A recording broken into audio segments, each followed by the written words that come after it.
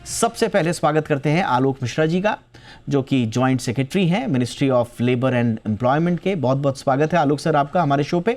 धन्यवाद, आप हमारे दर्शकों के लिए अमूल्य समय निकाल रहे हैं। हमारे साथ शंकर अग्रवाल जी भी हैं, पूर्व सेक्रेटरी लेबर एंड एम्प्लॉयमेंट। बहुत बहुत स्वागत है शंकर अग्रवाल सर आपका भी हमारे शो पे। इसके अलावा हमारे साथ अभी जुड़ेंगे गिरीश चंद्र आर्य जी, नेशनल सेक्रेटरी BMS यानी कि भारतीय मजदूर संघ।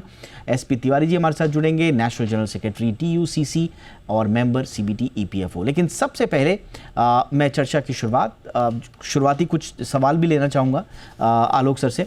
आलोक सर, सबसे पहले जो बड़ी चिंताएं हैं इसके पक्ष में क्या क्या चीज़ें आपने विस्तार से सरकार की प्रेस रिलीज़ भी पढ़ी है और इसका विश्लेषण भी पढ़ा है, लेकिन चूंकि आपके साथ मौका मिल रहा है बातचीत का, तो इसलिए जो कन्फ्यूजन्स हैं या जो विरोध के स्वर हैं उस पर मैं ज़रा क्लैरिफिकेशन लूँगा। सबसे पहले जो रिटेंचमेंट का जो थ्रेशोल्ड है सर, 100 से 300 कर्मचारी वाला, उस पर बड़ा विरोध चल रहा है। लोगों का कहना है कि भाई पहले प्रक्रिया लंबी ज़रूर होती थी, लेकिन श्रमिकों को नौकरी में सुरक्षा मिलती थी, कंपनियां सावधानी से हायर करती थी और औद्योगिक विवाद भी कम होते थे। अब ये सब नहीं होगा सर, तो इस पर क्या क्लैरिफिकेशन है? देखिए, इस पर इनफैक्ट ये मजदूरों के लिए भी ये अच्छा है। और मैं क्यों कहूंगा ये अच्छा है? ये अच्छा इसलिए है कि क्योंकि पहले क्या होता था कि उद्योग सिर्फ 99 लोगों को डायरेक्ट लगाता था और फिर उसके बाद बचे हुए लोगों को कॉन्ट्रैक्ट पर लगाता था। तो इसलिए बहुत सारे कॉन्ट्रैक्चुअलाइजेशन इस दिस कंट्री में बहुत ज्यादा था।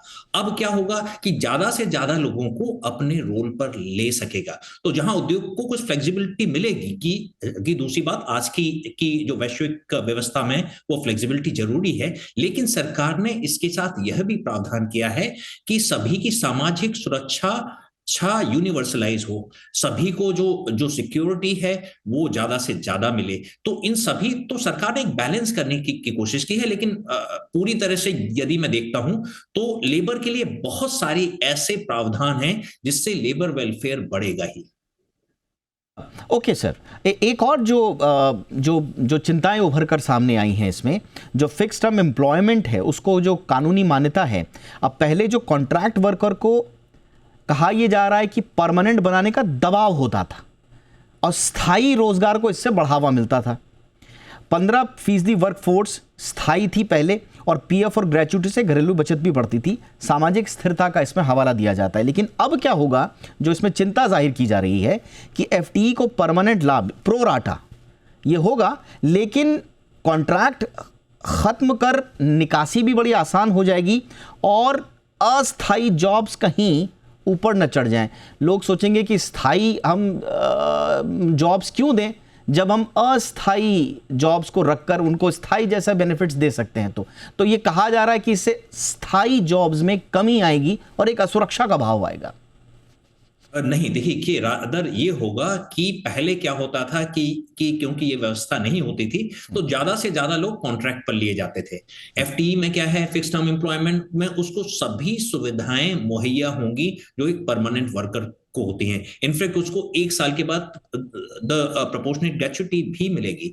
अब ये इसको आप उद्योग जगत की भी तरफ से देखिएगा, उसकी तरफ से कि यदि उसे आज जो कोई व्यक्ति 3 साल के लिए चाहिए है तो 3 साल के लिए लेगा और उसको पूरी सुरक्षाएं, पूरी सुविधाएं प्रदान करेगा। पहले उसी को कॉन्ट्रैक्चुअल ले लेता था और कॉन्ट्रैक्चुअल के कारण काफी सुविधाएं, ग्रेच्युटी का कोई प्रोविजन नहीं हुआ करता था। तो मैं ये सोचूंगा कि ज्यादा से ज्यादा, चाहे 100 से 300 हुआ हो, चाहे ये FTE हो, तो ज्यादा से ज्यादा लोग सीधे रोल पर आएंगे और रोल के कारण एक आदमी कह सकेगा मैं टाटा के लिए काम करता हूं, मैं महिंद्रा के लिए काम करता हूं, मैं सैमसंग के लिए काम करता हूं। तो एक सम्मान बढ़ेगा, साथ में वो अपने CV पर कह सकेगा कि मैं ये कंपनी के लिए, फला फला कंपनी के लिए काम करता हूं। पहले वो कॉन्ट्रैक्चुअलाइज था। तो हमारा ये सोचना है कि सामाजिक सुरक्षा बढ़ेगी और साथ ही साथ लोगों का, लेबर क्लास का सम्मान भी बढ़ेगा, क्योंकि वो डायरेक्टली कंपनी के साथ काम कर रहा होगा। जी, मेरे साथ और भी लोग हैं आज के हमारे मेहमानों के रूप में, उनको हम चाहेंगे कि चर्चा में शामिल किया जाए। मैंने जैसे बताया, शंकर अग्रवाल सर हैं, पूर्व सेक्रेटरी लेबर एंड एम्प्लॉयमेंट, और गिरीश चंद्र आर्य जी भी हमारे साथ हैं, नेशनल सेक्रेटरी भारतीय मजदूर संघ, और SP तिवारी जी भी हैं, नेशनल जनरल सेक्रेटरी TUCC और मेंबर CBD EPFO। मैं चाहूँगा क्योंकि मजदूर संगठनों से हमारे साथ आर्य जी हैं इस वक्त, और मजदूर संगठन काफ़ी विरोध के स्वर भी बुलंद कर रहे हैं अपने, तो उनको इस बार मौका दिया जाए कि अगर उनके मन में कोई सवाल हो तो वो मिश्रा सर से पूछ सकें। आर्य जी प्लीज़ गो एट सर, अगर आपके मन में कोई सवाल है तो आप पूछ सकते हैं मिश्रा सर से, और साथ ही साथ में आपको ये ओवरऑल लेबर रिफॉर्म्स कैसे लगे? देखिए, जो भी रिफॉर्म्स होते हैं, चाहे वो सोसाइटी के रिफॉर्म्स हों, चाहे वो श्रमिकों के लिए रिफॉर्म्स हों, रिफॉर्म्स में 100% अचीवमेंट नहीं होता है, ठीक है, मगर जो है, जो चीज़ें भारतीय मजदूर संघ सोशल सिक्योरिटी और कोड ऑन वेजेस, मतलब न्यूनतम वेतन किसी कर्मचारी का निर्धारित हो और सभी को सोशल सिक्योरिटी मिले, उसमें ऑर्गेनाइज और अनऑर्गेनाइज का कोई अंतर ना हो, तो ये मांग हम 1955 से, श्रद्धेय दत्तोपंत ठेंगड़ी हमारे जो है संस्थापक थे, तब से हम इस मांग को करते आ रहे हैं। आज इस मांग को पूरा किया गया है, उसके लिए हम वास्तव में ये जो है, ये बहुत सराहनीय कदम है और इसका हम स्वागत करते हैं। बाकी जो प्रोविजंस हैं, जैसा अभी आपने प्रश्न किया आलोक जी से, उन्होंने उत्तर दिया, हम भी मानते हैं कि कोर्ट्स में कुछ कमी रह सकती हैं, मगर कोई चैप्टर क्लोज थोड़ी हो गया। अगर जो है, जो अच्छी अच्छी चीजें हैं उनको हम कर लेते हैं, यदि कोई व्यवहारिक परेशानी आती है, हाँ, तो उस नहीं वो ठीक है आर्य जी, सरकार के साथ वो आर्य जी वो तो एक ये दिस गोज विदाउट सेइंग कि जो व्यवहारिक परेशानियां होंगी, और सरकार ने अभी भी कंसल्टेशन का विंडो खुला रखा हुआ है, वो सब होंगी। लेकिन आप क्योंकि भारतीय मजदूर संघ के नुमाइंदे हैं यहाँ पर, आपके संघ की तरफ से क्या पूरी तरह से ग्रीन सिग्नल है, या मजदूरों की तरफ से आपके भी कोई सवाल है सर? नहीं, हमारा जो है, हाँ, जो कोर्ट्स हैं उसमें हमारा ग्रीन सिग्नल है। हमारे कुछ कंसर्न्स रहे हैं, हाँ, कंसर्न्स हमने जो है रेगुलरली गवर्नमेंट को बताते रहे हैं, और 21 तारीख को भी हमारा एक डेलीगेशन श्रम मंत्री जी से मिला था, और श्रम मंत्री जी के सामने हमने अपने कंसर्न्स रखे थे, और श्रम मंत्री जी ने हमें आश्वस्त किया कि जो भी आपके कंसर्न्स हैं, हाँ, उनको जो है हम निश्चित रूप से मैं उन्हीं कंसर्न्स को मैं चाह रहा था कि आप सार्वजनिक रूप से यदि बोलते तो ज्यादा ऑडियंस तक जाता, बट बहरहाल मैं आऊंगा सर आपके पास, मैं आऊंगा सर, मैं आऊंगा, मैं सबको मौका दे दूं पहले ओपनिंग में। तिवारी सर भी हमारे साथ हैं, एसपी तिवारी सर, सर आपके मन में कोई ऐसे सवाल हो जो आप आलोक मिश्रा सर से पूछना चाहें? देखिए, सवाल की गुंजाइश नहीं है। अच्छा, ये नहीं है कि हमारा 12वां राष्ट्रीय अधिवेशन अभी हाल में हुआ, उस पे कोर्ट्स को लेकर के हमारे जो जितने प्रतिनिधि पूरे देश से आए थे, सबने चर्चा की है और बहुत सारे विषय निकल करके आए। उसमें खास करके जो कोड ऑन वेजेज और कोड ऑन सोशल सिक्योरिटी था, उसको लेकर के हमें कहीं कोई ज्यादा दिक्कत नहीं थी। बाद बाकी जो 2 कोड है, इसमें कुछ जगह थोड़ी क्लैरिफिकेशंस की जरूरत थी और कुछ मॉडिफिकेशंस की जरूरत थी। जैसे इसके बारे में जब हम अपने माननीय श्रम मंत्री से हमारा डेलीगेशन मिला, हमने अपनी बात से उनको अवगत कराया, वो एग्री किया। उन्होंने कहा कि आपके जो कंसर्न्स हैं वो जायज है, और हम इसको अगले दिनों में जब ये लागू हो जाता है, इसकी मोडालिटी सब तय हो जाती है, तो आपके कंसर्न्स को कैसे, किस लेवल पर हमें हैंडल करना है और ठीक करना, वो हम देखेंगे। हमने जो एक खास बात उनके सामने रखी थी, उसमें जो वॉलंटियर्स है, जैसे हमारी आशा, आंगनवाड़ी, घरेलू कामगार है, मिड डे मील वर्कर है, इनको सामाजिक सुरक्षा के दायरे में कैसे लाया जाए, ये हमारा एक बड़ा विषय था। हमारा दूसरा बड़ा विषय था कि निर्माण मजदूर एक ऐसा सेक्टर है जहां मजदूर है, कानून है, और 96,000 करोड़ रुपए राज्यों के वेलफेयर बोर्ड्स के पास है, लेकिन सामाजिक सुरक्षा का लाभ उनको नहीं मिल रहा है। तो हमने उसमें उनको सुझाव दिया था कि उनको ESIC के दायरे में हम कैसे एक नया मॉड्यूल बना करके ला सकते हैं, और मंत्री जी ने एकदम से तुरंत ही कहा था कि ये बड़ा अच्छा सुझाव है और हम इस पर गौर करके हम इसको कैसे आगे बढ़ सकते हैं, हम इस पर देखेंगे। ठीक है सर। हमने ये भी कहा था कि जो असंगठित क्षेत्र के मजदूर हैं, इनको कैसे हम EPFO के साथ लाएं ताकि इनकी जिंदगी को हम बेहतर कर सके, और हम भारत के जो 45 करोड़ असंगठित इनफॉर्मल इकोनॉमी वर्कर्स हैं उनको हम उस दायरे में लाए, तो उसमें हमारे मछुआरे हैं, उसमें हमारे खेतिहर मजदूर हैं, उसमें हमारे स्ट्रीट वेंडर्स हैं, उसमें और तमाम कैटेगरी के मजदूर हैं। अगर उनको हम पीएफ के दायरे में ला देंगे तो हमारा देश निश्चित रूप से 1947 में जो माननीय प्रधानमंत्री का सपना है विकसित भारत बनाने का, उसमें हम कामयाब हो जाएंगे।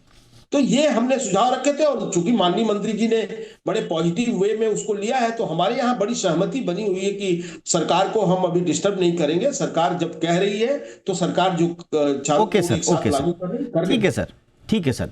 मैं अब आलोक मिश्रा सर, अब आपके पास भी आ रहा हूं वापस।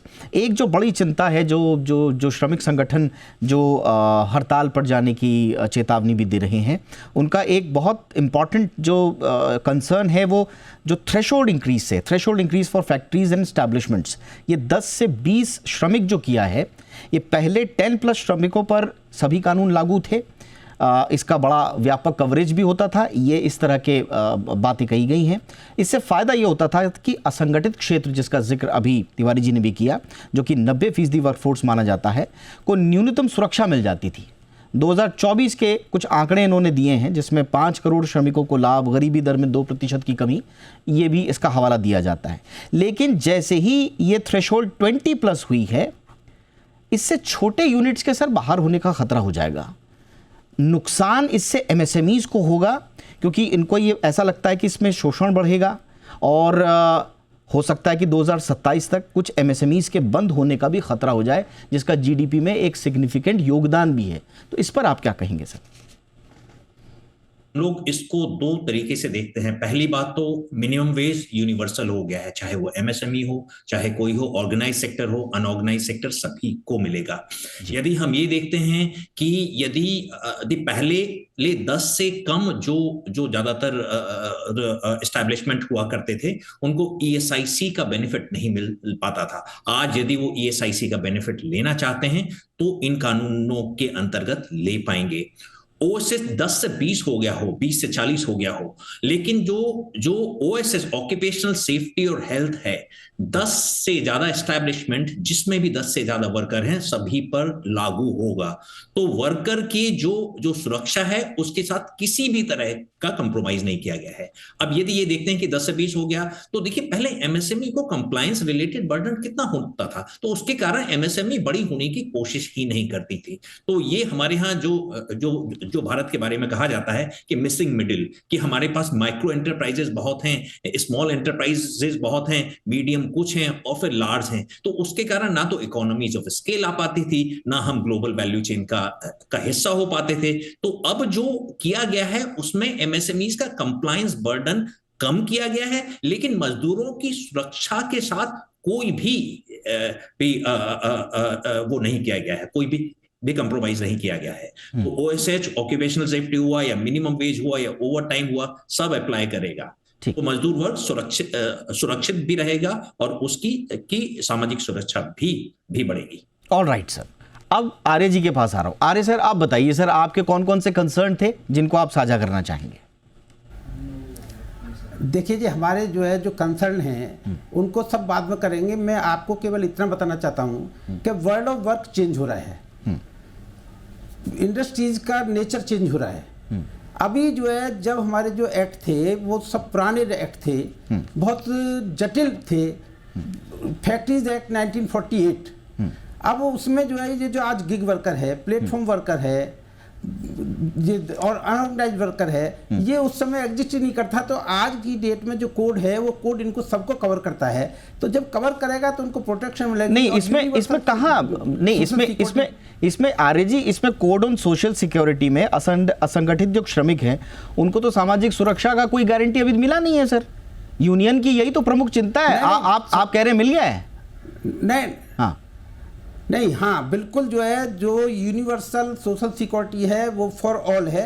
और अभी मैं आपको बता दूं कि जो हैजर्डस इंडस्ट्री में काम करने वाले लोग हैं, इवन सिंगल पर्सन यदि उसके साथ कोई दुर्घटना घटती है तो 1 पर्सन 1 लाइफ 1 लॉ, के आधार पर उसको भी उसको प्रोटेक्शन मिलेगी। अच्छा, ठीक है। अभी जो है, जो जैसे आलोक जी ने बताया कि 10 वर्कर जहां पर भी हैं उससे ऊपर सबको जो है ESI नहीं आर्य जी, आप बहुत अच्छी बात बोल रहे हैं, आई अप्रिशिएट सर, आप बहुत अच्छी बात बोल रहे हैं। और आप देखिए, आज जो परिचर्चा का आयोजन किया था उसमें आलोक मिश्रा सर को अपनी जिम्मेदारी दी है कि वो सवालों के जवाब दें। अब उनकी भूमिका आप निभा रहे हैं, बहुत अच्छी बात है, लेकिन आपको हमने आज जो मजदूरों की जो परेशानियां हैं, जो कंसर्न है, अगर वो सवाल आपके पास है तो बड़ा अप्रिशिएट करेंगे सर। हालांकि जो आप कह रहे हैं आई अप्रिशिएट, आप अच्छे से पढ़ के आए हैं, लेकिन उत्तर देने की भूमिका में मिश्रा सर को आज रखा गया है, तो उनको उत्तर देने दें। और आपके पास यदि मजदूरों से जुड़े हुए कोई प्रश्न हैं, क्योंकि ये मौका सर देखिए, आलोक मिश्रा जी हों या सरकार में कार्यरत जितने भी नुमाइंदे हैं, समय नहीं होता है, बड़ी मुश्किल से समय ये लोग निकालते हैं मीडिया के माध्यम से लोगों के पास आने का, तो आज इसको यूटिलाइज किया जाए। Mishra sir, social security for असंगठित क्षेत्र के मजदूर, इस पर आप क्या देंगे सर क्लैरिफिकेशन? अरे ये तो जहां तक असंगठित क्षेत्र की हम लोग बात करते हैं, इसको सोशल सिक्योरिटी को यूनिवर्सलाइज करना तो एक बहुत बड़ा ध्येय है इस कोड का। इस कोड में यदि आप देखें तो कोड ऑन सोशल सिक्योरिटी में अनऑर्गेनाइज वर्कर के लिए एक बोर्ड बनेगा, सोशल सिक्योरिटी फंड बनेगा, जिसमें सभी भी अनऑर्गेनाइज सेक्टर के वर्कर्स के लिए सामाजिक सुरक्षा का और भी ESIC जैसी सुविधाओं का पूरा इंतजाम किया जाएगा। तो यूनिवर्सलाइजेशन ऑफ सोशल सिक्योरिटी कि हमको एक लार्जर पर्सपेक्टिव समझने की जरूरत है। जिस तरह हम लोग यदि बाजार पर ज्यादा निर्भर करते हुए अपने देश को आगे बढ़ाने की कोशिश कर रहे हैं, अपनी इकोनॉमी को प्रोडक्टिव बनाने की कोशिश कर रहे हैं, विकसित भारत की तरफ ले जा रहे हैं, तो साथ में ही हमें सामाजिक सुरक्षा भी बढ़ानी होगी, और वही इन कोड के द्वारा किया जा रहा है। तो सामाजिक सुरक्षा यूनिवर्सल होगी। एक जो इंपॉर्टेंट चीज सर, उसका आज हमने मार्केट में थोड़ा सा इम्पैक्ट भी देखा, मैं उस पर भी मिश्रा सर आपसे थोड़ा सा लेना चाहूँगा, जो कि मार्केट के पॉइंट ऑफ व्यू से बड़ा इम्पॉर्टेंट है।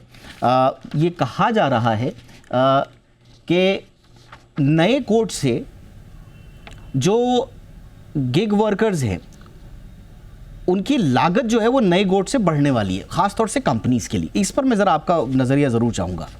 जो फूड डिलीवरीज ऐप है या QSR कंपनीज हैं, उनकी प्रति ऑर्डर लागत बढ़ेगी। एबिटा पर भी जो बड़े प्लेटफॉर्म्स की कंपनियां हैं, उस पर विशेषज्ञों का ये कहना है कि 4 से 10% का दबाव पड़ सकता है। अब ये अगर हम देखें कि गिग वर्कर्स के नज़रिए से, उनके नज़रिए से तो बहुत अच्छा है, उनको PF मिलेगा, बीमा मिलेगा, ज़्यादा उनको सोशल सिक्योरिटी के वो दायरे में आएंगे। 1 साल में ग्रेचुइटी मिलना, जिसका आपने जिक्र किया, बड़ा इंपॉर्टेंट है। 40 साल से ऊपर के श्रमिकों की मुफ्त हेल्थ जांच भी होगी, ये सब अच्छा है सर।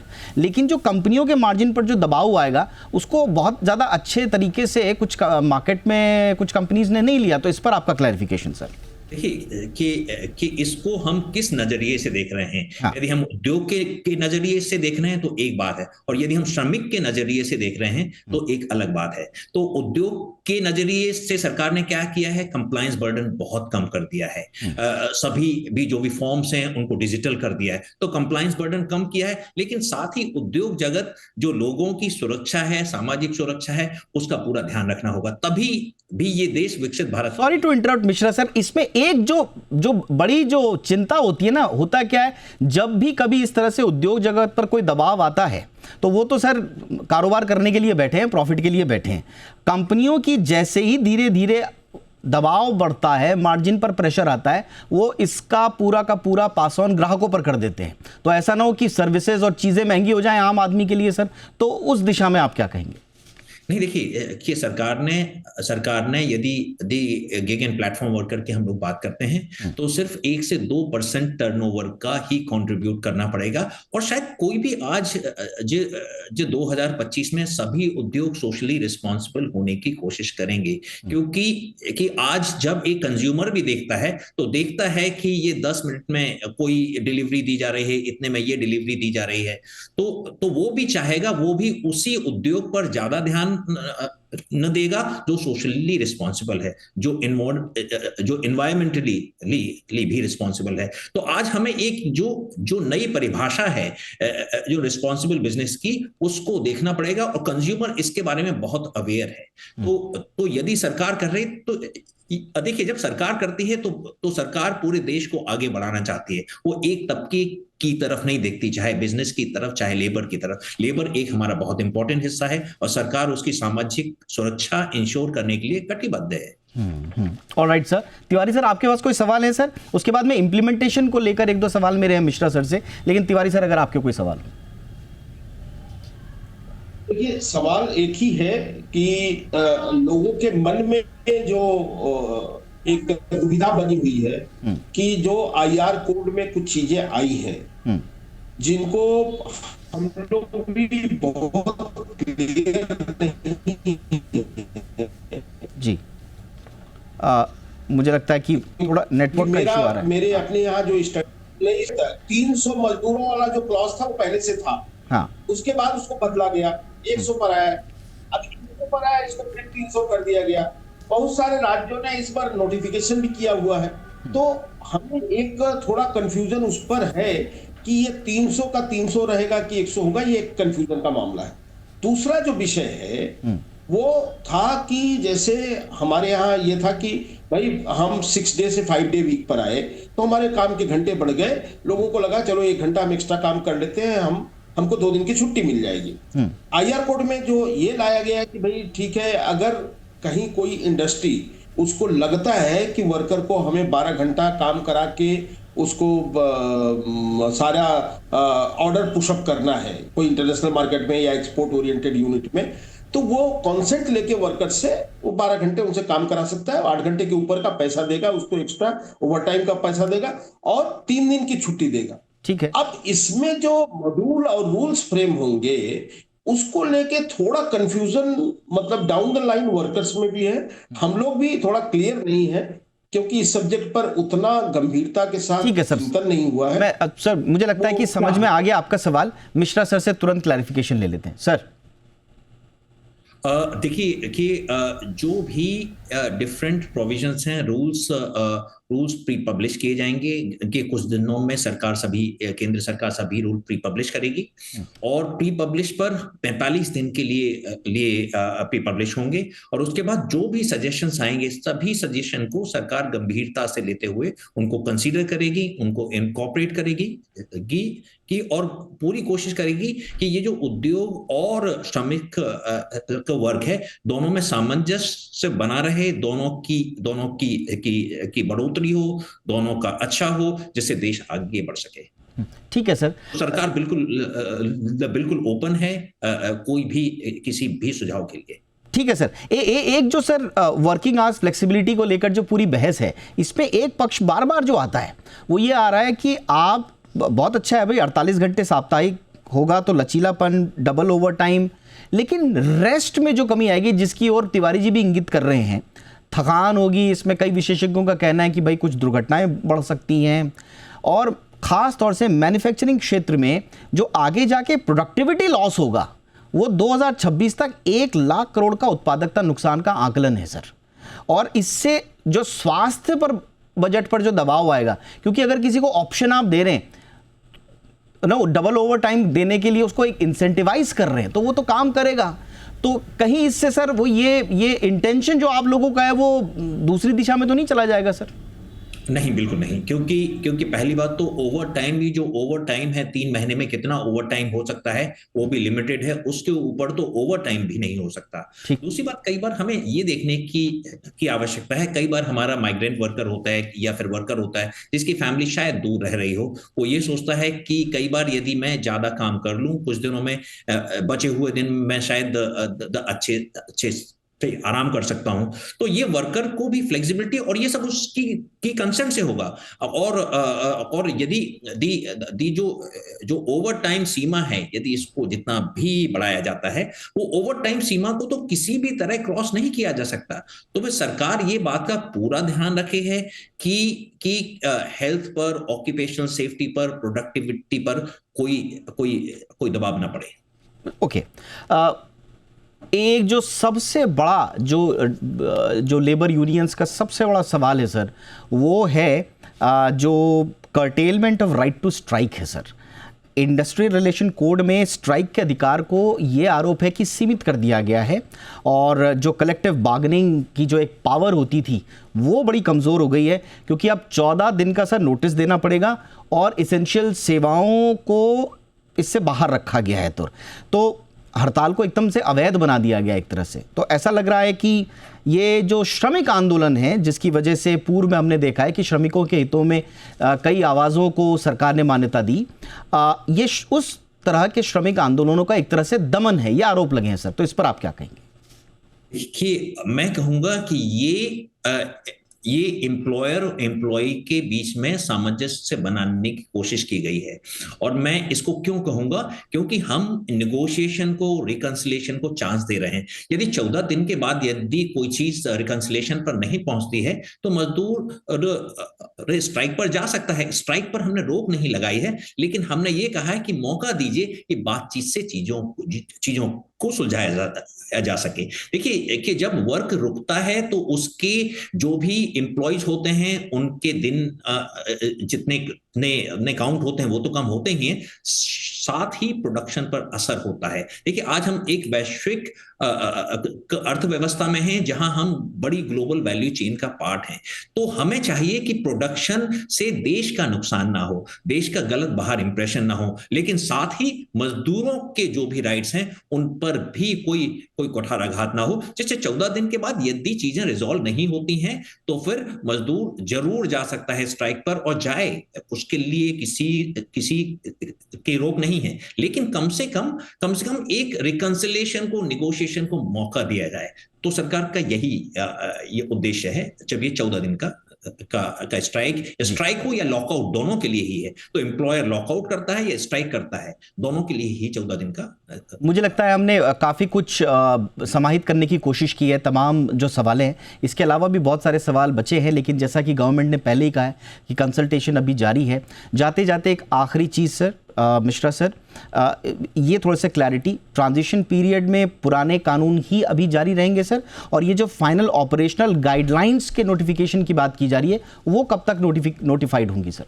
ओके, तो क्या है कि देखिए, जो क्लॉजेस हैं जिसमें किसी सबऑर्डिनेट लेजिस्लेशन, मतलब रूल्स की, नोटिफिकेशन की, बायलॉज की जरूरत नहीं है या स्टैंडर्ड्स की जरूरत नहीं है, वो तुरंत लागू हो गए हैं 21 तारीख से। लेकिन काफी ऐसे प्रावधान हैं जिसमें रूल्स की आवश्यकता है, नोटिफिकेशंस की आवश्यकता है, उसमें स्टैंडर्ड्स की आवश्यकता है। तो जैसे जैसे ये नोटिफिकेशन होते जाएंगे उस दिन से ये वो वाले प्रावधान शुरू हो जाएंगे। अच्छा, जितना रूल्स का जो है, रूल्स के लिए हम फिर से रूल्स प्री पब्लिश कर रहे हैं। कुछ दिनों में रूल जल्दी ही प्री पब्लिश कर दिए जाएंगे, उसको 45 दिन तक रखा जाएगा, और फिर 45 दिन के बाद जो भी सुझाव आएंगे उनको हम लोग इनकॉर्पोरेट करते हुए, किसको इनकॉर्पोरेट करना है और नहीं करना है तो फिर क्यों नहीं करना है, ये करते हुए फाइनल रूल्स निकालेंगे। जब फाइनल रूल्स पब्लिश हो जाएंगे तो वो प्रावधान भी, वो भी प्रोविजंस या क्लॉजेस जिनके अंडर रूल्स हैं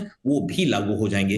तो इस तरह से क्रमबद्ध प्रक्रिया है, लेकिन जब तक वो रूल्स नहीं आते पिछले वाले रूल्स लागू रहेंगे, पिछले वाले जो भी ऑर्डर्स हैं वो लागू रहेंगे, पिछले वाली जो भी सीमाएं हैं, वेतन सीमा है जो है वो लागू रहेगी। लेकिन एक बार ये फाइनलाइज हो जाएंगे, पब्लिश हो जाएंगे, तो फिर तो नए रूल्स आ जाएंगे। तो कोई कहीं पर गैप नहीं रहेगा जिससे किसी को कोई कंफ्यूजन ना रहे। जब तक नए रूल्स नहीं आते हैं, पुराने रूल के ही अनुसार काम चलता रहेगा। सर, हमारे सवाल और हमारा समय भी थोड़ा सीमित है, सवाल तो बहुत सारे पूछे जा सकते हैं अभी भी आपसे, लेकिन समय इतना ही सीमित है। आखिर में सर मैं आपको सिर्फ इतना, जो हमारी चर्चा में कोई महत्वपूर्ण बात आप कहना चाहें, रह गई हो लेकिन ज़रूरी हो, वो आप यदि कहना चाहें। देखिए कि सरकार ने जब सरकार लेबर रिफॉर्म्स की बात करती है तो सरकार मजदूरों के हित की भी बात करती है और साथ में उद्योग को बढ़ाने की भी बात करती है, और इन दोनों को साथ में लेके चलती है। और जो प्रावधान वो शायद हम लोग जो मिस कर गए हैं, कई बार क्या होता था कि ज्यादा सैलरी पर बहुत कम बेसिक दिया जाता था, उसके कारण सामाजिक सुरक्षा तय नहीं हो पाती थी। सरकार ने लिख दिया है, कोड में ही लिख दिया है कि 50% कम से कम बेसिक प्लस डीए होगा, जिसके कारण उसका ईपीएफ कंट्रीब्यूशन बढ़ेगा, ग्रेच्युटी भी बढ़ेगी, सोशल सिक्योरिटी बढ़ेगी। तो एक व्यक्ति यदि जब 60 साल का हो जाता है तो उसके ईपीएफ में पैसा रहेगा, जिससे वो उसी तरह की जिंदगी गुजर बसर कर सके जैसा वो पहले कर रहा था। सर अच्छा हुआ आपने इसमें जोड़ दिया, मैं माफी चाहूंगा सर, माफी चाहूंगा इंटरप्ट करने, अच्छा हुआ आपने ये वाला जोड़ दिया, मैं सच में इसको हम मिस कर गए थे। इसमें ये भी कहा जा रहा है कि ग्रेच्युटी बढ़ जाएगी, पेंशन बढ़ जाएगी, लेकिन ऐसा तो नहीं है सर कि टेक होम सैलरी कम हो जाएगी? देखिए कि हमको दो चीजों पर ध्यान रखने की आवश्यकता है कि पहली बात तो कि ये वाला जो प्रोविजन है फ्लेक्सिबल प्रोविजन है। तो यदि कल लेबर यूनियन, ट्रेड यूनियन आके कहती हैं या फिर उद्योग जगत दोनों आके कहते हैं कि नहीं ये शायद 50% का आंकड़ा ज्यादा कर दिया जाए या फिर चेंज कर दिया जाए, तो वो सब किया जा सकता है। लेकिन अभी 50% है, थोड़ा सा टेक होम सैलरी शायद थोड़ी सी कम हो, लेकिन ये आप सोचिए कि उसके कारण उसके पास सोशल सिक्योरिटी में जो पैसा जाएगा ईपीएफ में, और ईपीएफ में उसको 8.25% का ब्याज मिलेगा, और ई मतलब एग्जेम्प्ट जब आप पैसा कंट्रीब्यूट करते हैं तब रहेगा, उसके इंटरेस्ट पर एग्जेम्प्ट रहता है लिमिट तक, और उसके जब पैसा निकालते हैं तब भी होता है। आज शायद ही कोई संस्था हो शायद आपको 8.25% का इतना एश्योर्ड रिटर्न देती है। और हमने जहां तक देखा है कि जो छोटा वर्कर है वो कई बार क्या करता है कि वो इतना पैसा सा बचाने की कोशिश नहीं करता, या उसको बेसिक कम मिलता है। अब सरकार इंश्योर कर रही है कि आप यदि 60 साल के हो भी जाते हैं तो आपके पास इतना आपके ईपीएफ में पैसा हो कि आप अपनी वृद्धावस्था सम्मान के साथ गुजार सकें। बहुत बहुत धन्यवाद सर, बहुत सारे सवालों को आपने जवाब दिया और बड़े ही पेशेंस के साथ दिया। बहुत बहुत धन्यवाद वक्त निकालने के लिए। Thank you so much, all the best to your team sir. हमारे जैसे बहुत सारे सवालों का भी आपको लंबे समय तक सामना करना है, लेकिन देश की उन्नति, प्रगति, आर्थिक विकास आगे बढ़े, यही सबका उद्देश्य है। इसलिए all the best to you and your team sir. Thank you so much. Alok Mishra sir, वक्त निकाला आपने, बहुत बहुत धन्यवाद। गिरीश चंद्र आर्य जी, एसपी तिवारी सर, आपका भी बहुत बहुत धन्यवाद।